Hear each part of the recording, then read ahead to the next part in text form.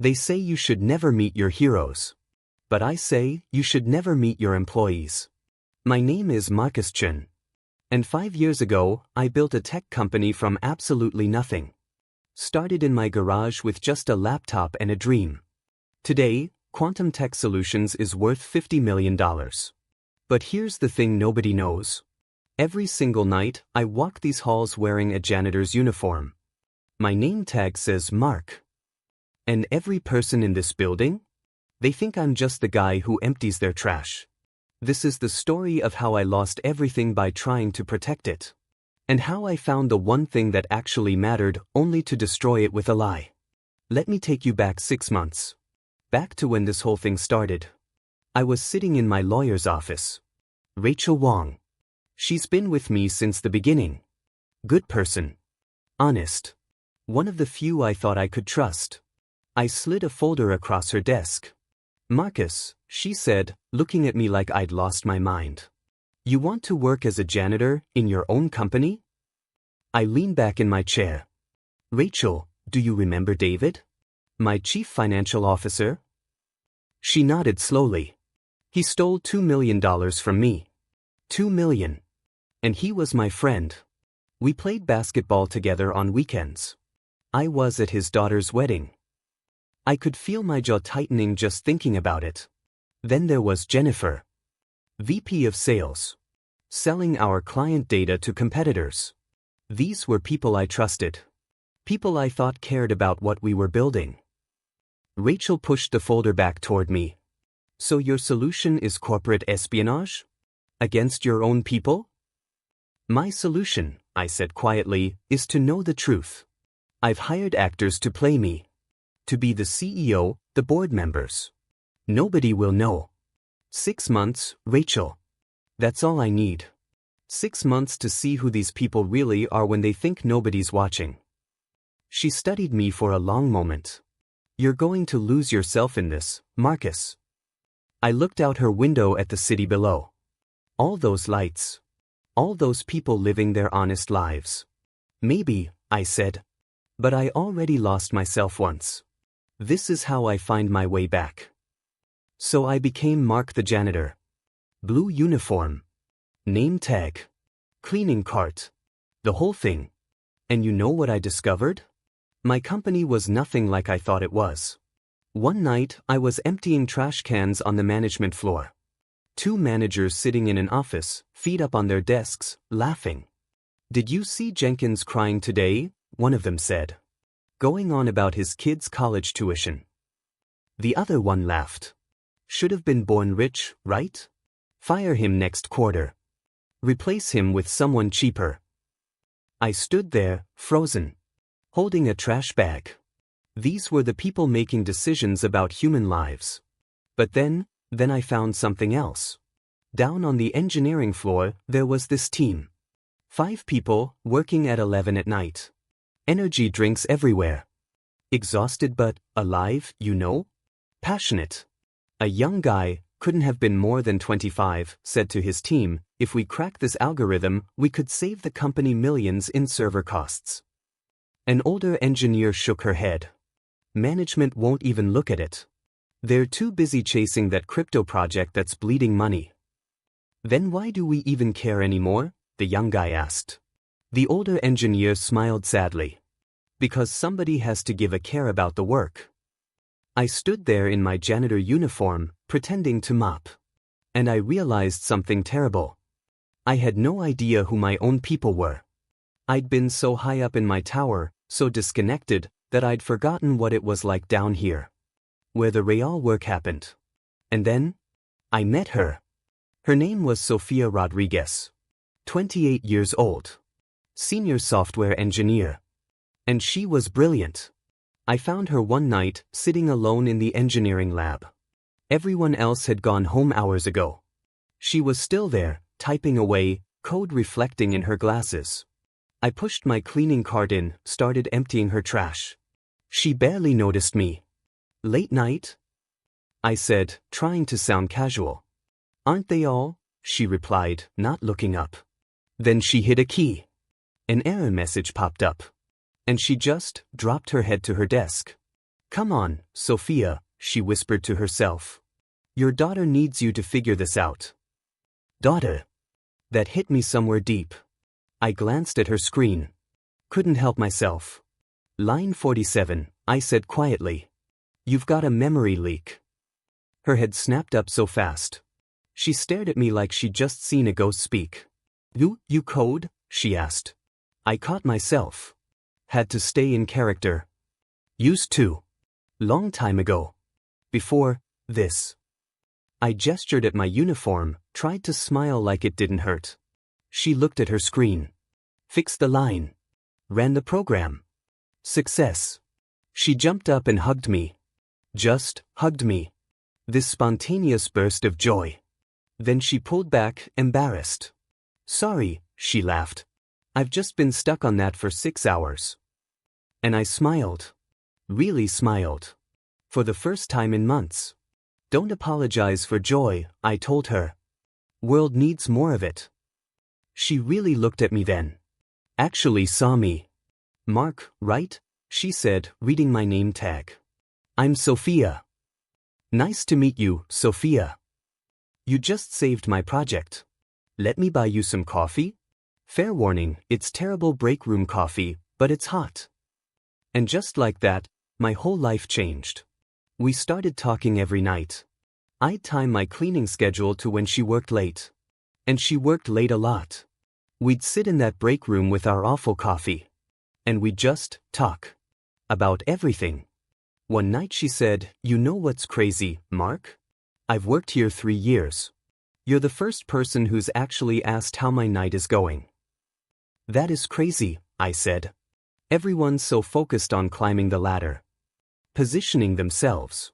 Trying to impress people they've never even met. The mysterious owner? I asked. My heart was pounding. She laughed. Yeah. Nobody's even seen him. He shows up on video calls with his face blurred. Sends emails through lawyers. Probably some paranoid tech bro who forgot what it's like to be human. That stung. But she wasn't wrong. Maybe he has his reasons, I said quietly. Or maybe he's just forgotten what matters. I wanted to defend myself. To explain. But how could I? Tell me about you, she said. How does a coder end up pushing a mop? I had my story ready. I'd practiced it. I had a startup once. It failed. Lost everything. Not entirely a lie. I had lost everything. Just, not in the way she thought. Her eyes softened. I'm sorry, Mark. Don't be. I learned more from failing than I ever did from succeeding. Then she told me about her daughter. Emma. 6 years old. She had juvenile arthritis. The medical bills were crushing her. So I work late, Sofia said, trying to keep her voice light. Chase bonuses. Hope for promotions that never come because apparently I'm not leadership material. That's insane, I said, and I meant it. You're brilliant, Sofia. You barely know me. I know enough. I know you stayed 6 hours past everyone else to solve a problem. I know you treat the janitor like a human being.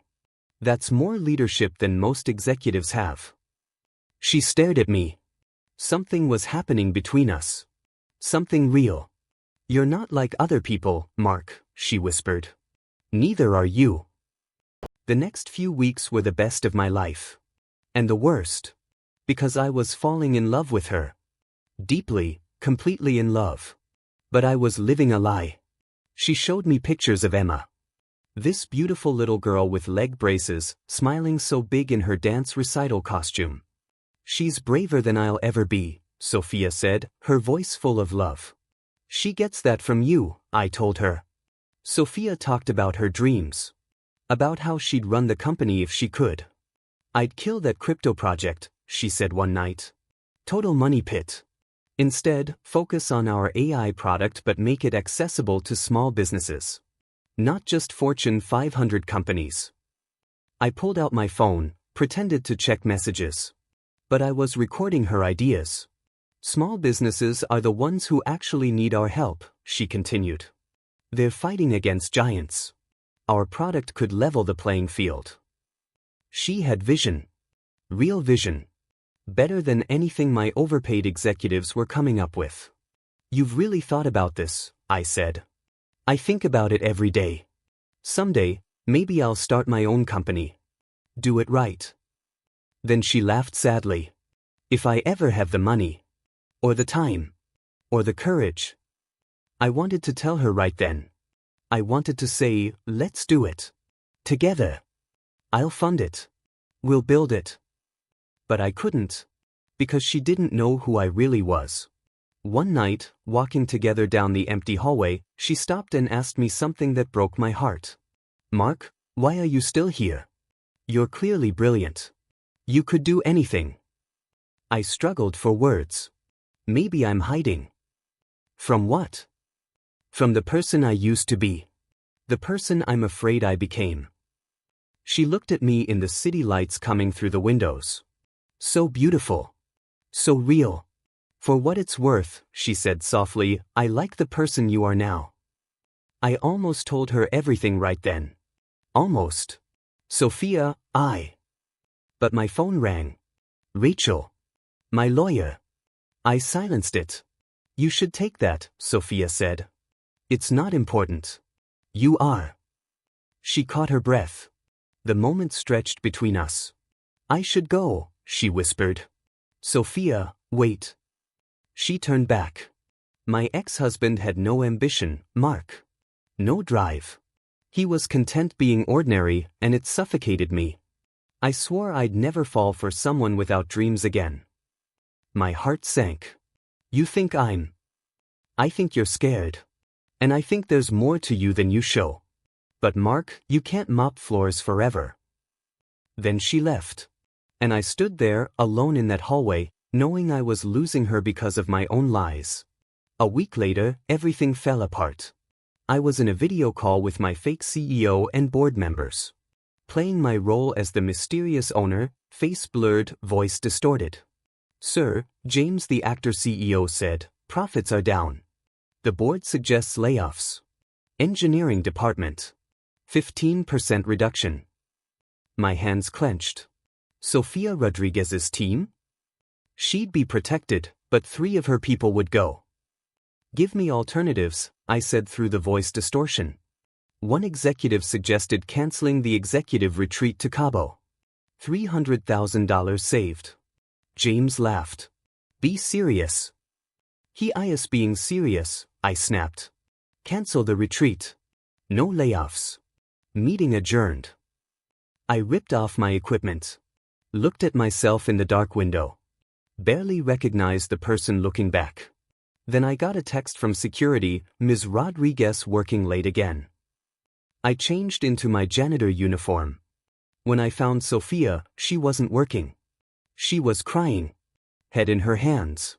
Her phone showed a medical bill, $47,000. Overdue. Sofia? I said quietly. She wiped her eyes fast, tried to smile. Hey. Just allergies. Talk to me. She broke down. Emma needs surgery. New treatment. Insurance won't cover it. And I work so hard, Mark. Every single day. And it's never enough. I reached for my wallet. Then stopped. Anything I offered would be suspicious. How much? I asked. 50,000. Might as well be $1 million. I was screaming inside. I could write that check in seconds. But I couldn't. Not as Mark. What if I could help? I said desperately. She laughed through her tears. You're a janitor, Mark. No offense, but you probably make $30,000 a year. You can't fix this. I could talk to someone. The owner. The ghost? Her voice turned bitter. He doesn't care about us. He's probably on a yacht somewhere, counting his money. Every word was a knife. Sofia, listen. I need to go, she said, standing. Emma's at my mom's, but I promised to call. She paused at the door. Thank you for being my friend, Mark. In this place, that means everything. After she left, I texted Rachel, Wire 50,000 anonymously to Sofia Rodriguez's medical fund. Tonight. Rachel wrote back, Marcus, you're too emotionally involved. This is going too far. Just do it, I typed. But I knew this couldn't last. The lies were poison now. 1 week later was our annual company gala. Big celebration. Awards. The whole thing. I had to attend as myself. As Marcus Chen, the owner. In a tuxedo. Clean shaven. Looking like the billionaire everyone expected. And Sofia would be there. Being honored with the Founders Innovation Award. An award I was giving her. I watched from backstage as James announced her name. The crowd applauded. Sofia walked up, looking beautiful in a navy dress, completely shocked. Then I stepped out. Our eyes met. I saw confusion flash across her face. Something familiar about me. I took the microphone. Ms. Rodriguez, your contributions to our AI architecture have been extraordinary. Mark, she whispered. The microphone picked it up. The whole room heard it. Confused murmurs spread through the crowd. I tried to continue. On behalf of Quantum Tech, we're honored to present you with this award and a grant of $50,000. Mark? The janitor? Her voice was louder now. Disbelief. The room went silent. Sofia, please, let me explain. Then I saw it. The moment of realization. Her whole face changed. Oh my God, she said, stepping back. You're him. You're the owner. Gasps. Phones came out. Everyone started recording. Every conversation, Sofia said, her voice shaking. Every coffee. Every time I told you my dreams, my fears, you were spying on me? No. I was trying to understand. You gave me a medical grant? Tears filled her eye. Was I your charity case? Your social experiment? I stepped toward her. I love you. The words just came out. Raw. True. Desperate. She stared at me. Tears falling now. You don't even know me, she said. You know what I told a janitor. A fake person. She ripped off the award medal. Dropped it on the stage with a clang that echoed through the silent room. I quit. Sofia, wait. I followed her off stage. Into the hallway. She spun on me. Furious. Heartbroken. Do you have any idea what you've done? I trusted you. The real me. Not the careful professional version. I told you things I've never told anyone. And I meant every word I said to you. Which words, Marcus? The ones where Mark pretended to be a failed entrepreneur? Or the ones where the billionaire owner made me charity case of the month? It wasn't like that. Then what was it like? Explain to me how lying to someone every single day is love. I broke. Because I was scared. Everyone I trusted betrayed me. And then there you were. Treating the janitor with kindness. Actually caring about the work, not the glory. I fell in love with you, Sofia. You fell in love with who you thought I was. The noble single mom. Did it feel good, Marcus? Playing savior?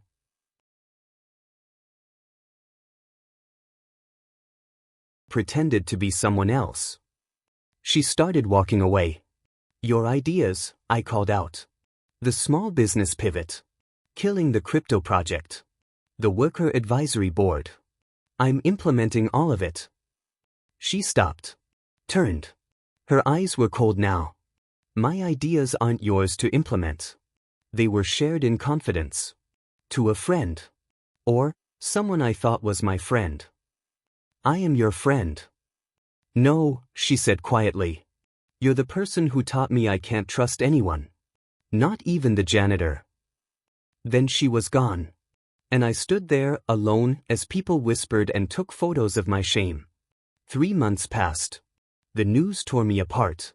Tech billionaire's bizarre undercover operation. CEO catfishes employee. It was everywhere. Stock dropped. Board members resigned. Employees felt betrayed. I deserved all of it. But I did something.